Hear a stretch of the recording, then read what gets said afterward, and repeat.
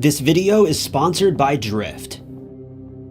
In March of 2022, Meghan Marohn, a high school English teacher, headed out for a hike in Stockbridge, Massachusetts. She had planned a getaway for herself in the stillness of the trees, taking time to unwind from a particularly hectic school year. The only problem was, the weather that day was anything but accommodating. As storms were blowing in, freezing rain, wind, and snow beat down on the town of Stockbridge. Before long, Meghan disappeared, and her family doesn't believe she visited the park that day of her own free will. They believe she was kidnapped. None of Meghan's friends or family believe the official story from police, and the mountains of evidence suggest that Meghan may have been harassed, stalked, or worse.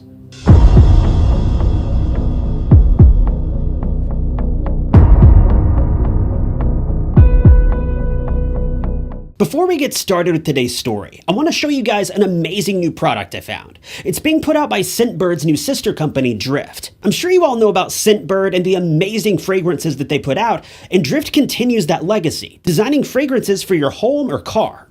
All of the materials that Drift uses are sustainably sourced, and my favorite part is that all of their fragrances are pure, natural essential oils. With prices of around $9 for wood or metal products and only $14 for stone, it's difficult to beat the value that Drift offers. These scents are extremely long-lasting, giving you around 30 days of use per freshener. In your starter kit, you'll receive the scent and a clip that can attach to your car's sun visor or countless areas around your home. One of the coolest aspects of Drift is that they offer a scent of the month, which is inspired by the season, as well as all the memories and emotions you may attach to it.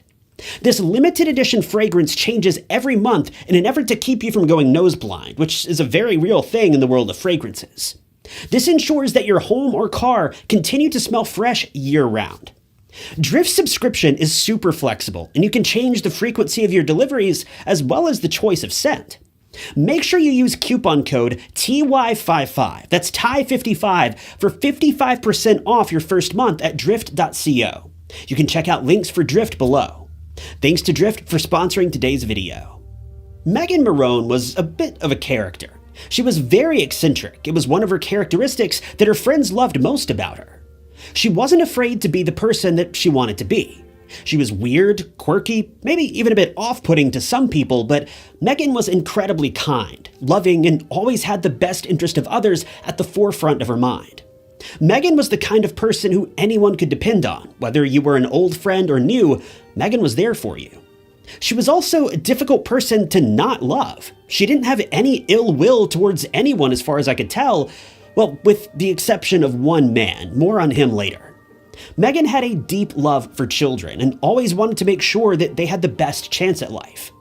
When you think of a high school teacher, you may think of a middle-aged man or woman who's truly at wit's end, hoping and praying for the summer months to come quicker, but that wasn't the kind of person that Meghan was.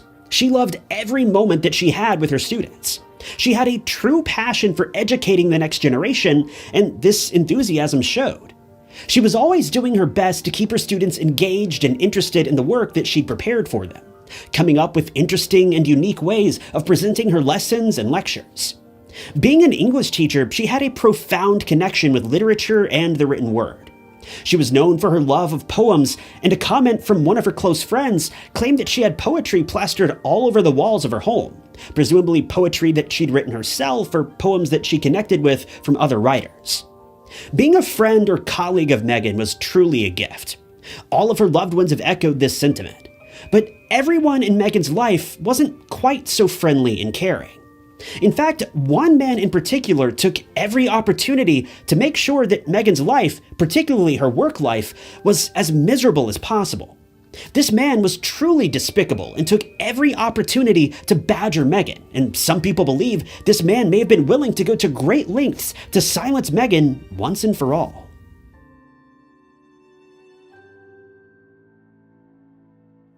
It's clear to see that Meghan was a very outgoing and passionate woman, but her unique way of life, combined with her usual personality, was a bit of an acquired taste for some of her peers. Her childlike enthusiasm may have been a bit too much for some people to deal with, but her friends remember this as one of her most precious attributes. Meghan began teaching at Shaker High School in New York sometime around 2018 or 2019. She was single and lived alone in Delmar. She always pursued various relationships, but in Meghan's eyes, she feared that a long-term commitment may simply not be in her future, though this wasn't for a lack of trying. Meghan, being 42 years old, was a thrill to be around, but it seemed as though she always managed to attract the wrong kind of partner. She'd been hurt by more men than she cared to count, but all she truly wanted was to find a husband and start a family. But for Meghan, this simply wasn't in the cards. She had always talked about her love for children and how she desperately wanted a child of her own, and as the years progressed, the weight of her desire to start a family began to drag her down in the darkest of ways, with some descriptions of Meghan's final moments suggesting that she may have fallen into a deep depression. But truthfully, this was the least of Meghan's concerns in 2022, when an otherwise normal school year would turn into the stuff of nightmares. Unfortunately, we don't know all the specifics of what took place. Much of this information has been withheld by her family to protect her privacy, or she simply never shared it in the first place. All we know is that Meghan had serious issues with one of her colleagues, a male colleague.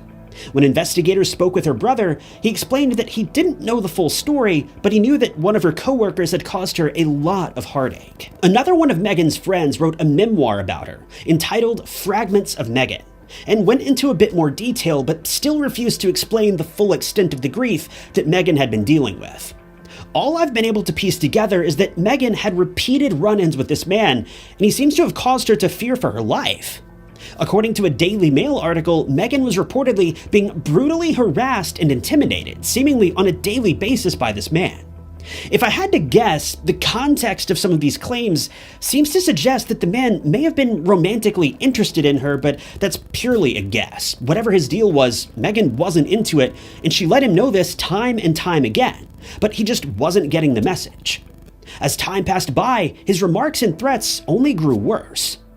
The situation grew to be so severe that the school board offered to let Meghan have the remainder of the year off, even going as far as offering to pay her during that time period. Meghan accepted this offer, and it appears as though she made plans to work for the school for the remainder of this year. Then she planned on leaving and returning back to her friends and family who lived in Washington. According to a friend, the school was wearing Meghan down like sandpaper, and she couldn't wait to get out of there. In the weeks leading up to the crime, Meghan's upbeat and quirky demeanor had taken a downturn. This once happy-go-lucky woman was now a fragment of her former self, with her friends saying that her emotions had become disjointed and something inside of her had broken. We don't know if the weight of her troubles at school had become more than she could carry, or if there was much more going on than anyone could have known about. But during her time off, Meghan decided to visit one of her friends down in New Orleans.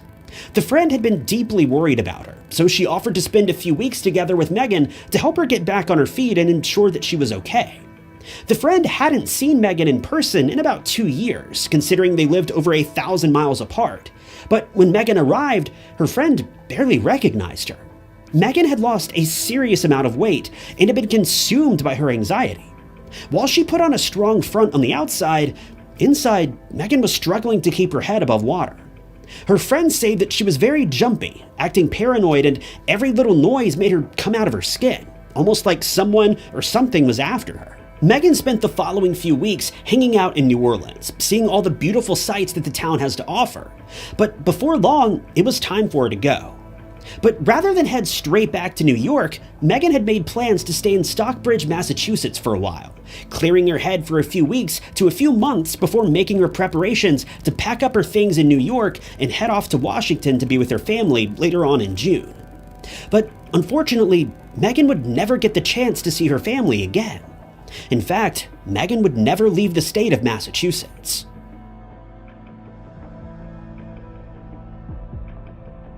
Meghan had been staying at the Red Lion Inn in Stockbridge. On the morning of Sunday, March 27th, she asked an employee at the inn for directions to Church Street nearby. The problem is that there were 2 streets with the same name within a few miles of one another. One of these streets was located in Lee, while the other was located in Stockbridge. The employee gave her instructions on how to get to Lee, but Meghan's friend believes that she intended to go to Church Street in Stockbridge, as it was next to a cemetery, a place that Meghan was known to frequent to connect with the spirits of those that had passed on. Meghan had the belief that she could communicate with the energy and spirits of those who were no longer with us. This led her to often make trips to cemeteries in her local area and in the towns that she visited, finding peace in the presence of the dearly departed. Meghan thanked the employee and headed off toward Church Street, but she was never seen again. By March 29th, 2 days later, Meghan's family had not heard from her. She hadn't been calling or checking in as she usually did. Her family grew concerned and filed a missing person report. That same day, her car was found parked at a trailhead on Church Street in Lee. It's been reported that not only was her car found parked at the trailhead, but her car was actually blocking the entrance to the trail, a very strange clue that investigators seem to have glossed over. When detectives began taking statements from the locals, they learned that Meghan's car had been left here since the 27th. Bad weather had torn through the area since Meghan's disappearance, and it's been reported that terrible rain, storms, high winds, and snow had blown in. All the while, Meghan's car was left there seemingly untouched. Police searched the vehicle and found that it had been left unlocked. Virtually everything that Meghan was known to have been carrying with her was gone. Her keys, laptop, phone, hotel key, wallet, and her favorite stuffed animal were all missing. This was when Meghan's friends knew that something was wrong, but it seems that police were still largely unconcerned.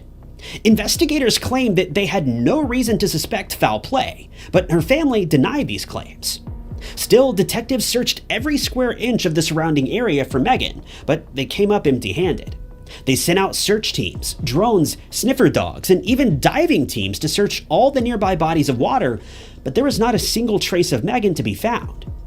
After her disappearance, locals, friends, and loved ones continued to search for her for several weeks.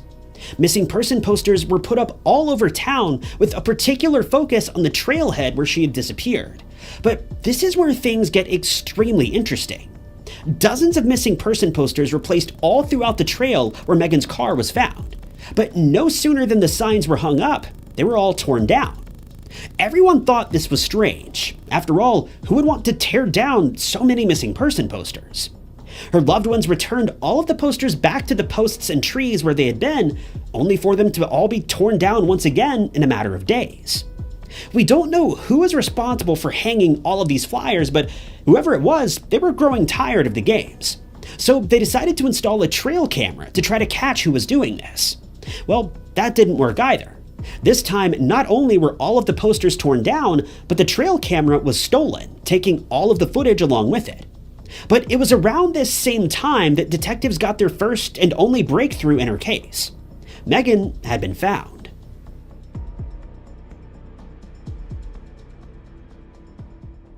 On September 1st, more than 6 months after Meghan had gone missing, she was found, but not in the way that investigators had hoped for. It was announced that her remains were located on Fox Hollow Drive, about a 6-minute drive from the trailhead where she had presumably vanished. The only problem is that her discovery still yielded no clues. There was no sign of a struggle and no evidence left behind, aside from her remains, obviously. Meghan's body was sent to the local medical examiner, and it took them quite some time to even confirm that the remains belonged to Meghan. In the end, after this confirmation, all they were able to conclude was that Meghan had THC in her system at the time of her demise, but nothing more. This obviously played no part in how she lost her life, meaning that the examination was essentially useless. There were no obvious signs of trauma, nor were there any broken bones. There was nothing in her system or nearby to suggest that she had taken her own life, or that someone had taken her life from her.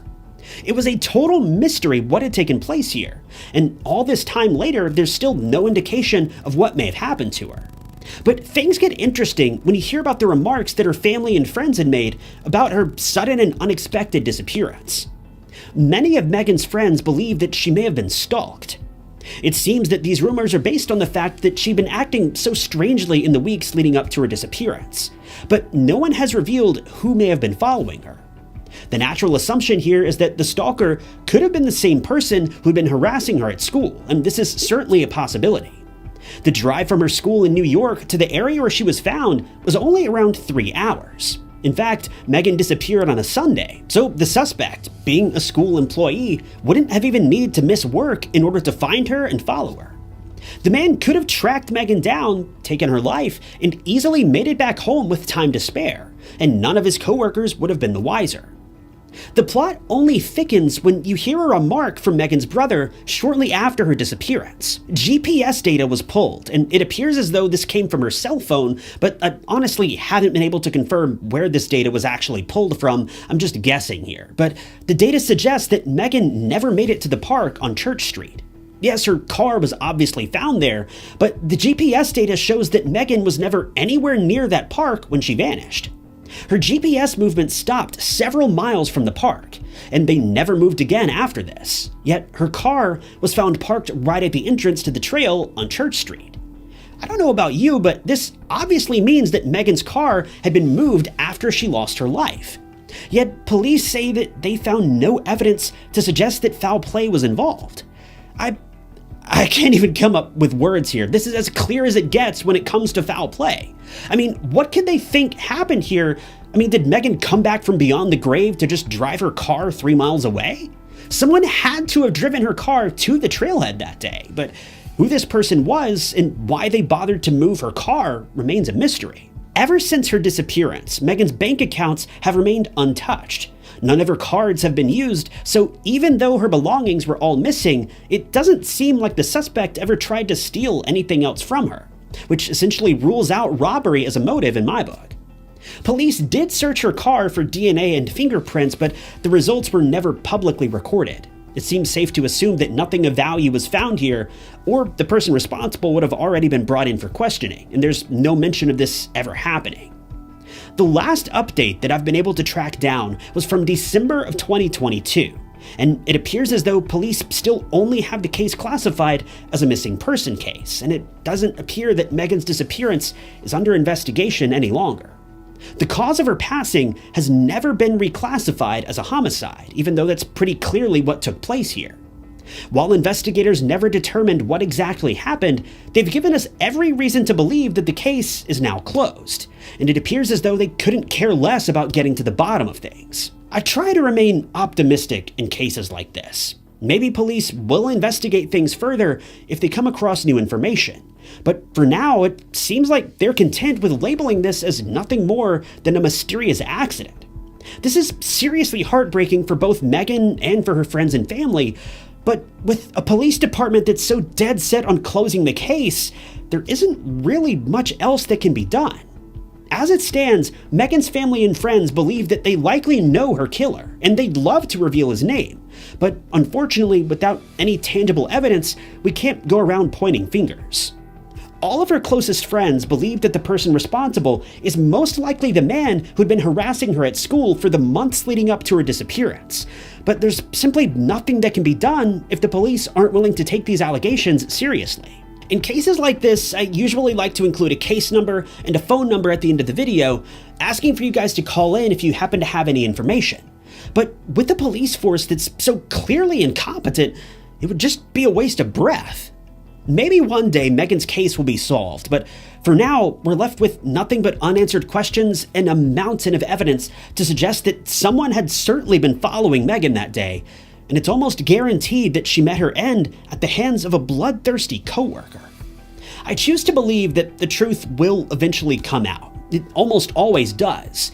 But for now, the case of Meghan Marohn is just another heartbreaking, disappointing tragedy. Thank you guys for tuning in to another episode of True Crime Stories. If you want to see more true crime documentaries like this, be sure to hit the like button and subscribe. If you'd like to help support the channel, the best way you can do that is simply by leaving a comment below. Any comment at all. It helps out the channel way more than you may realize. If you want to help out financially, you can do that by clicking the blue join button below or by picking up a True Crime Stories mug from TyKnots.com. But with that, my name is Ty Knots, and I'll catch you guys in the next video.